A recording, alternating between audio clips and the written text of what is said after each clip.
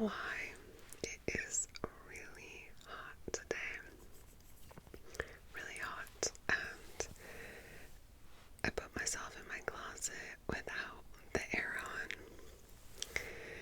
My hair is all loopity-a-doopity from being in a bun with a clip all day long. And yeah, so I don't know how long this video is gonna be, but I've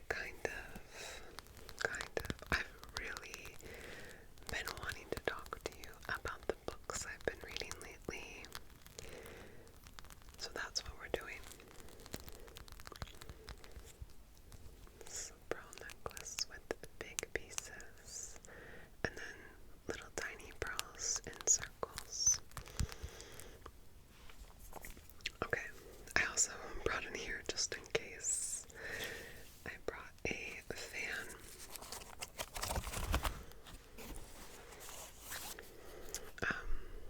My friend was given this as a gift. Someone he knew went to Japan. Oh my god, it's so effective. I'll do you too. Someone he knew went to Japan a few years ago now, and he didn't want this gift and asked if I would like it, and I said yes please, I would take it. I didn't really say yes please, I didn't have a reason to want it, but now I'm glad I have it. So I may pull it out here and there. We'll see how this goes. Okay, I have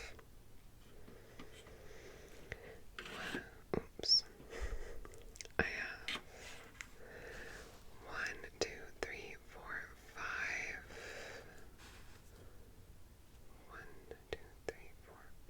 5 books that I've read that I'm done with, and then 2 others here that I just started, but they're unlikely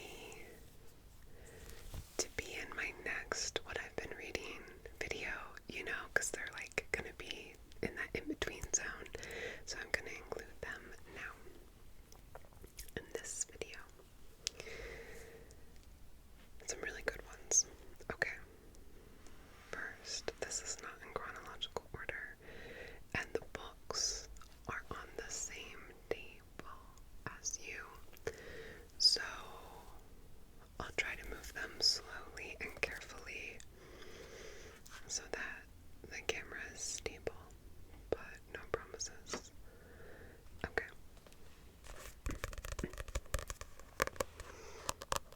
Is anyone surprised that I read something else by Natalia Ginsburg? Is anyone surprised? I read Family Lexicon by Natalia Ginsburg really recently. Like all their other books, this one is pretty slim, and like all their other books, in my humble estimation, it is excellent. This is her first work of nonfiction that I've read, and I loved it. It's about her family.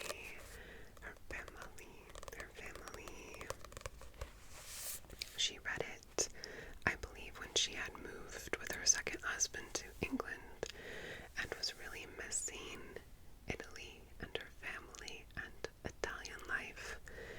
So she felt inspired to write this. It's essentially a bunch of portraits of people, family and family friends, and the things they commonly say, and the little anecdotes that kind of get repeated and repeated and repeated about family and family friends.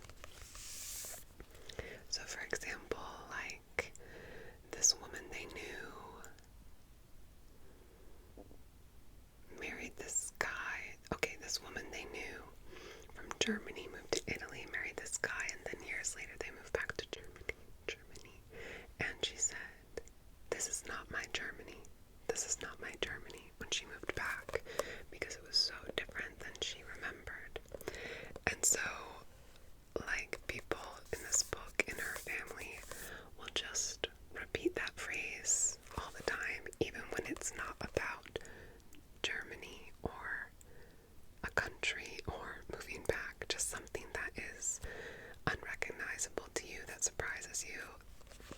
kind of say as a set phrase, as though it were an idiomatic phrase.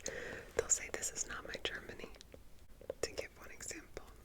Another example is like the dad, who's a character and a half, would always say that the rest of the family, his children and his wife, when they met someone new that they really liked, they'd become like obsessed with them, and that kind of irked him. So he'd always say like, oh, whenever they would come up in convo, he'd be like, oh, new star rising, to kind of point out the fact and make fun of it as a behavior or a pattern. And this idea of a family lexicon just really hits home for me. It's the way my family communicates. It's the way me and my friends communicate, referencing things that have happened in the past.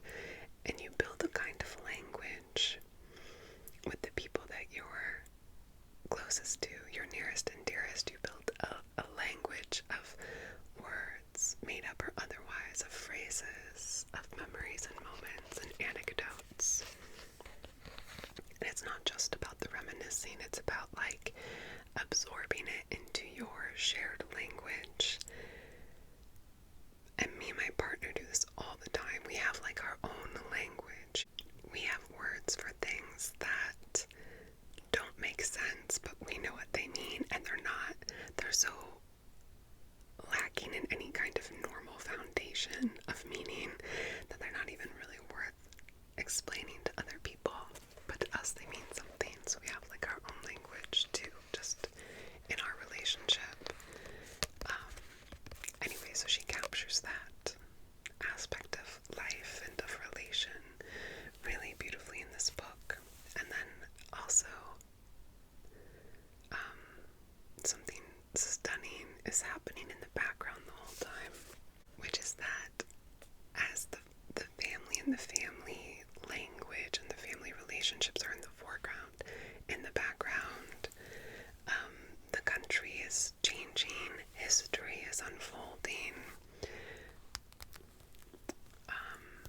people are having to stand up for what they believe in, having to exhibit moral courage, and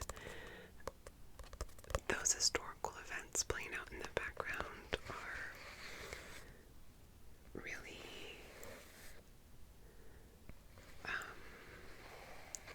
they kind of come up slowly, and then they take over the frame of the book in a way that is, in my opinion, really artfully done, and then they fade again. And normally books that incorporate that part of history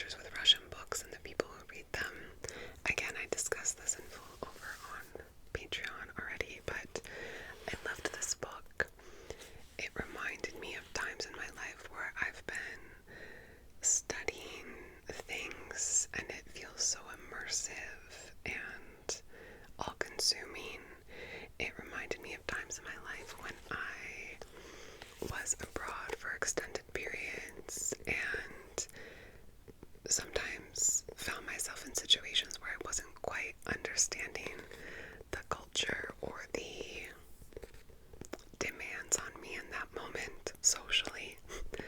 Like etiquette wise.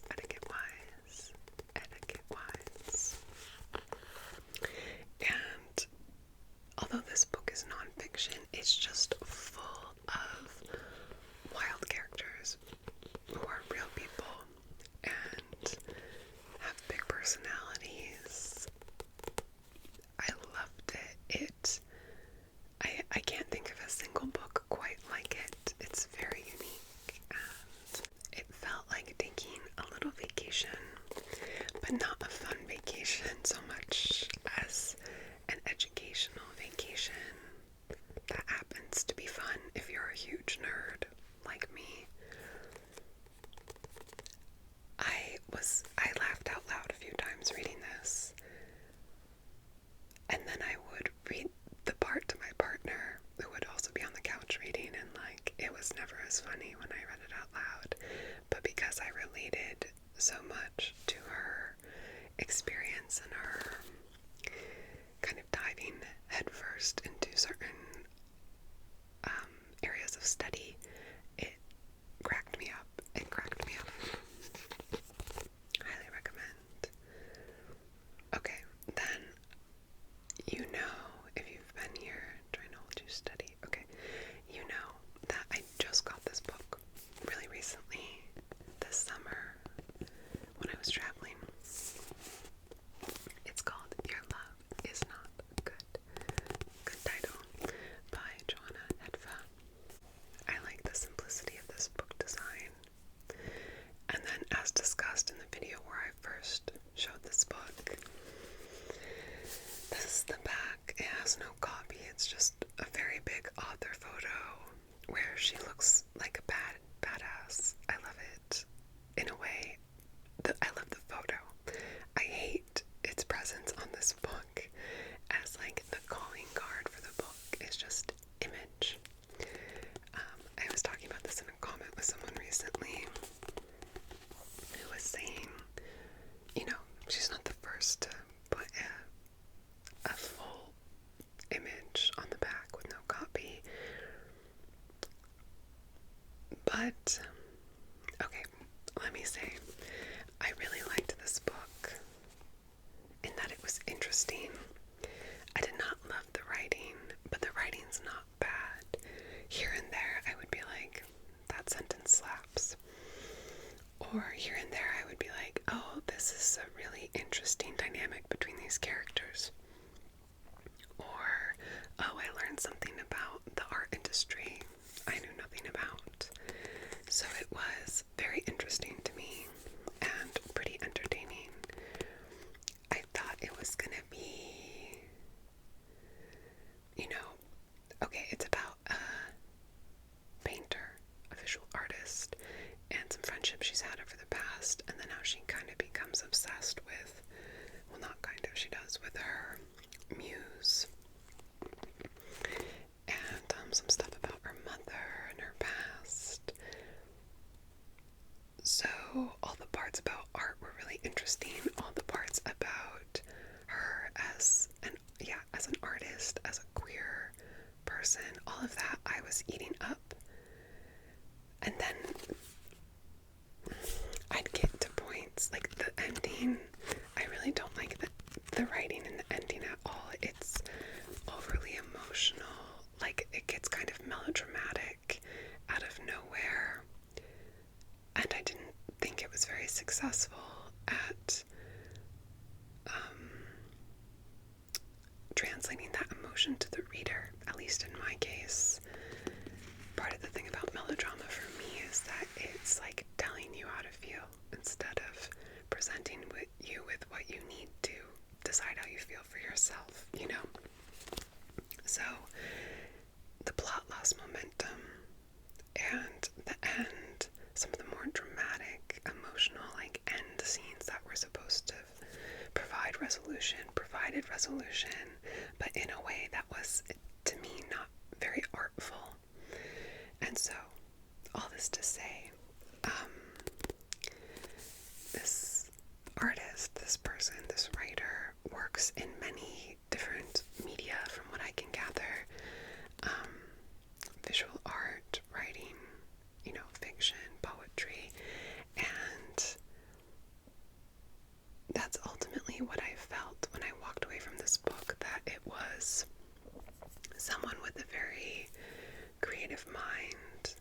had written it, but who was not at the height of their craft in terms of fiction and in terms of writing and in terms of story, just not at the height of their craft. So I was left feeling like it could have been better. But I'm not mad that I read it. I'm glad that I read it. And all of this, though, ties into this image on the back, which is dope, as I said. But I have a feeling, I love books so much, and I love stories so much, that I get kind of, when I see a really buzzy book, a really hyped book, or a book that is being heavily marketed by image, not by the things pertaining to this medium, not by story or words or wisdom, but by image, I'm usually a little disappointed. Just my 2 cents. Okay, I need a fan break.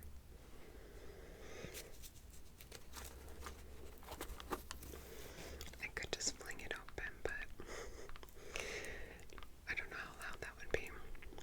Okay, so I'm getting my hair cut tomorrow. Hallelujah. It's too long. Then we have this book, TOAF. It's short for To After All That. No, To After That. To After That. TOAFTER. THAT.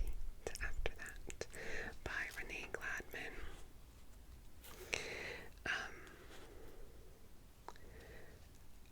I've read 2 books by Renee Gladman this year.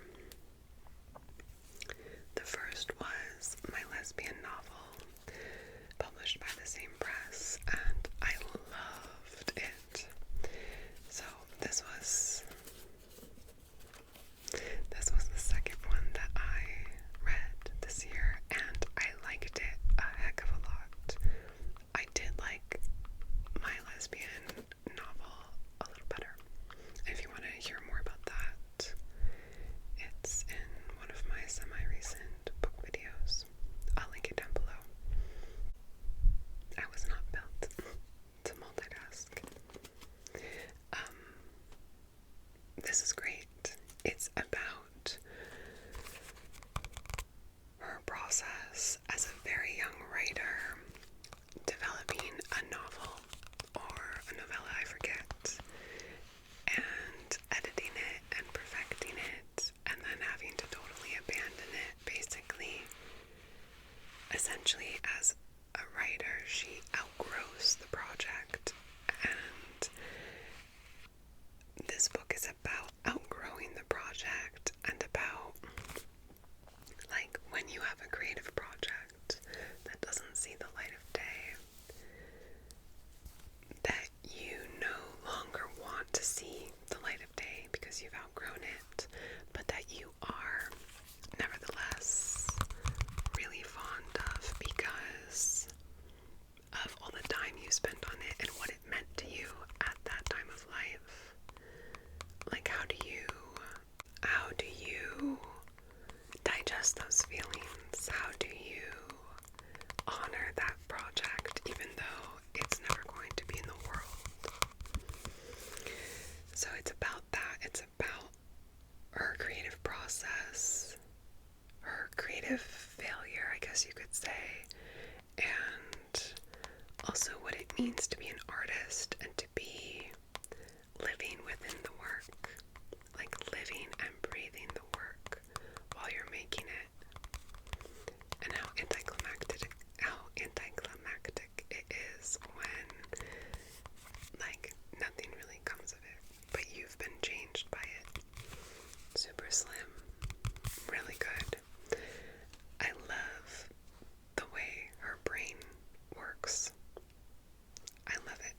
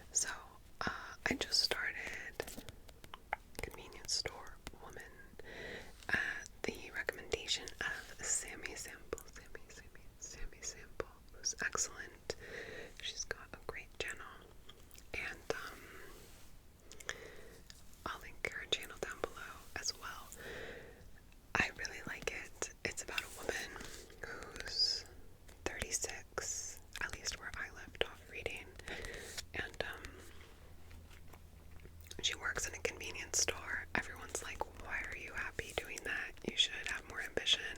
And she's like, I love it here. And I love that as the plot and the character and the place to begin with. And then on top of that, as I'm reading it,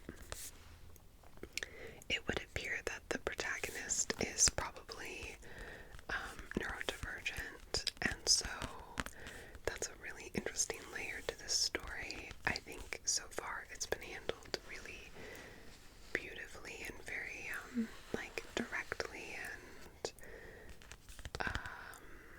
like without stating it. It's been very apparent and like blunt. I just love reading about the protagonist and the differences she experiences and seeing how she handles them, how she manages them, and how she builds friendships and works to fit in and to feel seen. I'm finding the protagonist really interesting, and I am also finding very interesting just like the project of the book, right? The happiness that can be found in the everyday, and the happiness that one can find too in a lack of a certain amount of ambition. It feels very cozy, and it's good. I'm really liking it. Lots of sensory detail as well. And then I also just started Doppelganger by Naomi Klein. Also loving it. This is about how Naomi Klein gets confused for Naomi Wolf all the time, and how it really entered a new realm and degree of confusion around lockdown, and how she kind of became obsessed with her doppelganger in turn. How one kind of has no choice but to become obsessed with their double. It's really well written. I don't read a whole lot of nonfiction, but obviously Naomi Klein is brilliant, and she's a fantastic writer. Really clear, just smart, incisive, so clear, and so insightful.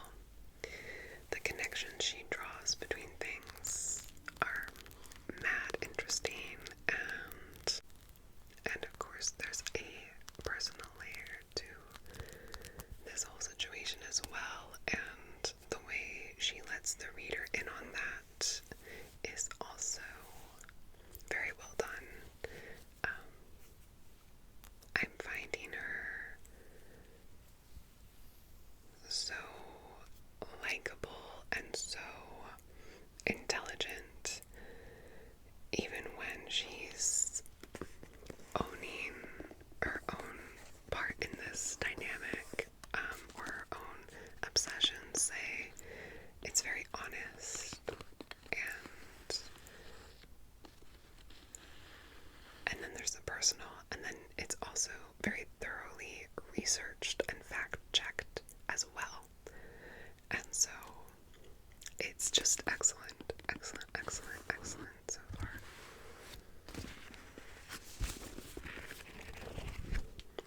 Yeah, can't wait to continue reading it. Alright, I'm sweating. I'm gonna go. I hope you are doing super, super, super well, and if you're not, that is okay too. Let me know if you're reading anything good. Let me know if you've read any of these books and